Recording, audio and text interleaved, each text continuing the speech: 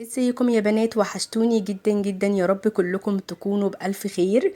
شكرا للناس الجديدة اللي بتشترك في القناة، وشكرا للناس الجميلة اللي بتحط لي كومنت حلو. النهاردة بقى هنعمل لوك صيفي شكله حلو قوي وشيك جدا. اتمنى الناس اللي بتتفرج عليا تشترك في القناة، لان معظم اللي بيشوفني ما يكونش من المشتركين. فاشتركوا في القناة وفعلوا الجرس عشان يوصل لكم اللي انا بنزله على طول.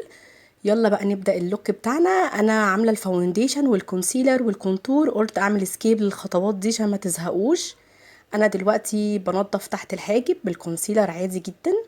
استخدمت فاونديشن اوفيس درجة 100، استخدمت لوز باودر كيرولان تي ال 11، ونضفت بكومباكت باودر ماك ان سي 25. ودلوقتي بنضف تحت الحاجب بتاعي. وبعد كده هجيب فرشة بنسل او بنسل براش، وهبتدي اجيب اللون الغامق اللي في الباليت اللي هو البني. وانا مفتحة عيني ابتدي امشي اللون على عظمة العين من فوق، يعني من فوق الجفن المتحرك. هبتدي اللي انا اثبت على خط كده باللون البني، وابتدي اللي انا اموهه شوية بشوية. واي زيادة الاقيها في البراش بتاعتي او اي برودكت زيادة، بيكون طبعا معايا منديل، واخف البرودكت في المنديل عشان ما يبقاش كمية كبيرة او فوق عيني. خدي بالك انك تنفضي الفرشة كويس قبل ما تحطي اللون فوق عينيك علشان ما توقعيش، لان انت مثبته البشرة وحاطه فاونديشن عشان الدنيا ما تبص معاكي قوي. وبعد ما دمجت اللون البني الغامق في مكانه رايح جاي، مش هطلع ولا هنزل على الجفن، انا عايزاه على العظمه بتاعه الجفن الثابت. هبتدي اللي انا اجيب اللون الافتح شويه اللي هو البني مدي على اورنج كده شويه. هوريهولكوا دلوقتي في الباليت، هو ده يا بنات. هبتدي اللي انا اجيبه واموه الخط بتاع البني الغامق اللي انا حطيته بالبني اللي هو الافتح شويه. انا عايزه الالوان تكون عندي من غامق لفاتح خالص، فابتدينا الاول باللون الغامق اللي هو البني، وبعد كده هنفتح شويه بشويه. هبتدي اللي انا ادمج الحرف اللي انا عملته باللون الغامق، ابتدي ادمج اطرافه كويس جدا باللون الفاتح. وعلى مهلي خالص. ليه مختاره فرشه صغيره كده؟ علشان كل ما المناطق بتاعه العين بتصغر معاكي او بتكون صعبه شويه او عايزه الحاجه تكون فيها بيرفكت ومحدده اكتر، تستخدمي فرشه صغيره. ما ينفعش اطلع من عند الحاجب كده واستخدم فرشه كبيره، اللون هيوسع مني خالص. وهجيب فرشة تكون لوزية كده شوية وفاضية خالص مفيهاش اي لون، وابتدي اللي انا ادمج اللونين اللي انا حطيتهم دول علشان ما يبقاش فيه خط فاصل بين الغامق وبين الفاتح. هفضل اعمل بلند للخط لحد ما يبقى ناعم معايا ويبقى متحدد على الجفن الثابت كله. بصوا ناعم معايا ازاي، وبقى شكله اخف من الاول بكتير ووسع وادى نضافة اكتر تحت الحاجب. وبفرشة بلاستيك معايا وكونسيلر بتاعي درجة فاتحة، وهبتدي اللي انا اعمل كات كريز مفتوح لحد الاخر خالص. يعني مش هكتفي اللي انا هوصل لمنتصف العين، لا انا هخرج بالكونسيلر بتاعي لبره كاني برسم ايلاينر. على مهلك في الخطوة دي، وما تحطيش كونسيلر كتير في الفرشة بتاعتك علشان ما تلاقيش الدنيا معاكي فوق العين مكلكعة وحاطة اوفر كونسيلر. يعني حاولي على قد ما تقدري ان الكمية تكون يعني بسيطة. وايدك لو بتترعش امسكيها كده شوية بايدك التانية، يعني حطي ايدك التانية تحت كوعك بتاع الايد اللي انت شغالة بيه، بحيث ان ايدك ما تترعش والخط معاكي يطلع حاد ونضيف وشكله حلو. هبتدي بقى اللي انا اعمل الكونسيلر بتاعي على كامل الجفن المتحرك، وهخرج بيه لبره.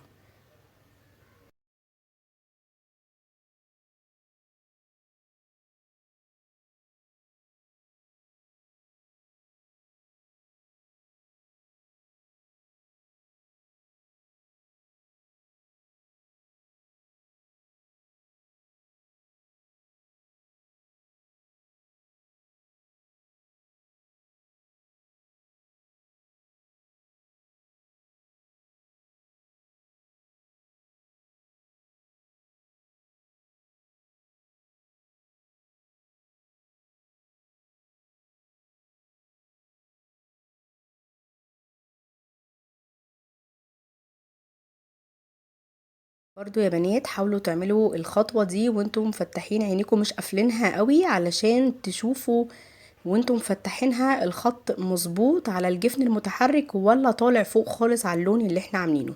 احنا عايزينه على الجفن المتحرك بس، اللي احنا ما حطيناش عليه اي شادو، هو ده بس اللي احنا هنعمل فيه الكونسيلر بتاعنا.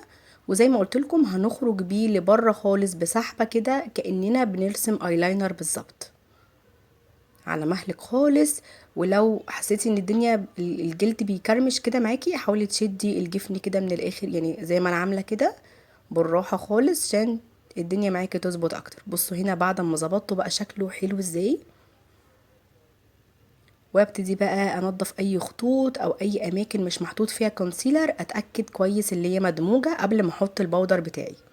وبالفرشه الصغيره دي هاخد اللون الاصفر اللي في الباليت البودر، وهبتدي اللي انا احطه على الكونسيلر اللي احنا حطيناه كله فوق العين بالراحه خالص، بطبطب مش بمسح، لان الدنيا عندي مبلوله مطرح الكونسيلر، او الدنيا عندي فيها كريم مطرح الكونسيلر. فلو رحت وجيت هيعمل معايا خطوط وهيكلكع. فانا الاول هطبطب بسيط باللون بتاعي البودر على الكونسيلر لحد ما يثبت، وبعد ما يثبت عادي ممكن اعمل له بلند بفرشه فلافي كده شويه، او اروح واجي براحتي جدا، بس اتاكد ان الدنيا نشفت معايا عشان انا مش عايزه اي خطوط. يا سلام بقى لو انت عندك البيز بتاع بلويس، تحفه جدا في الكات كريز، يعني بصراحه كينج كينج في الكات كريز الصراحه. لو انت عندك البيز بتاع بلويس، انا طبعا ما عنديش الصراحه منه، بس حطيت كونسيلر فاتح اقضي معايا الغرض. ميزه البيز بتاع بلويس يا بنات اللي هو كمان بيخلي اللون معاكي يبين اكتر البودر اللي انت بتحطيه. وبالفرشه الفلافي بقى هاخد اللون الاصفر برضو وابتدي بقى اعمل بلند كده خفيف. بعد ما اتاكدت ان الدنيا معايا نشفت، هعمل بقى بلند خفيف كده، وهي اتاكد ان جفني كله محطوط فيه اللون بتاعي.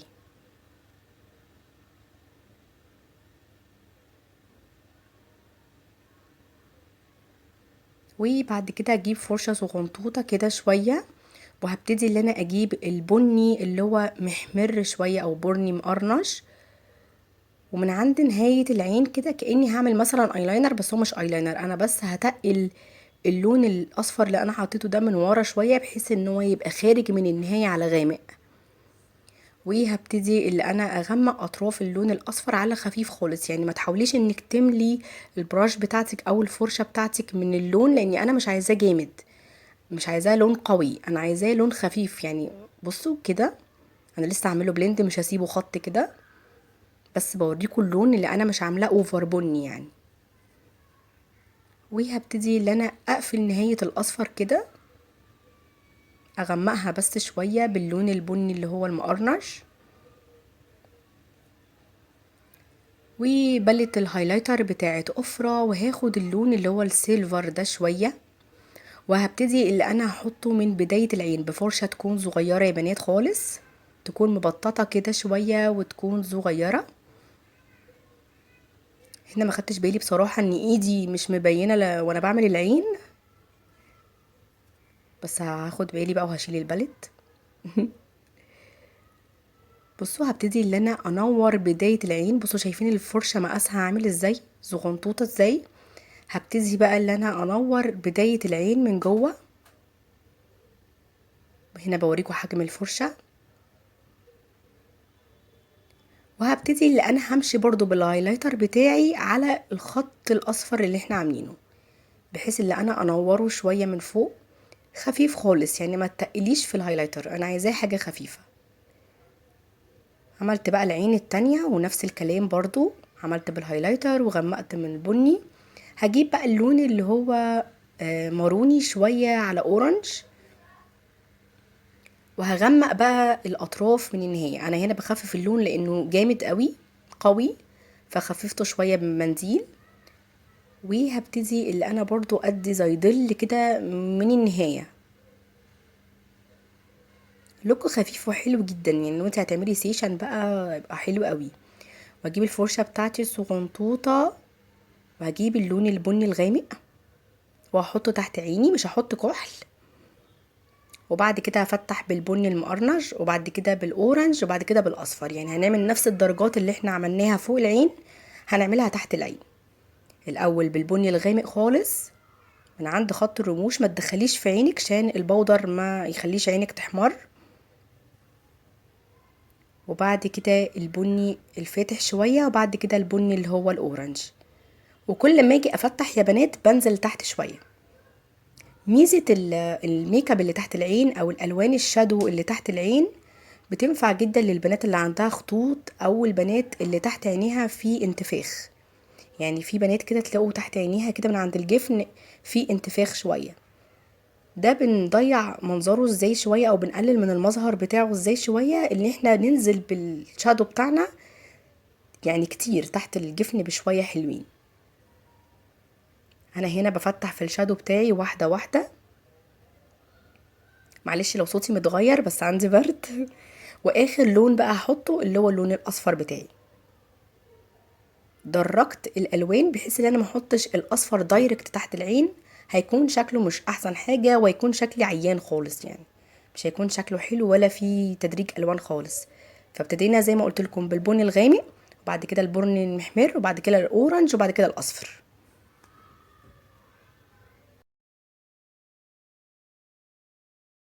القلم الفلوماستر بتاع شي جلام، وهرسم مدمع في العين. هو هنا ما كانش عايز ينزل فكنت بعمله كده علشان ينزل شويه.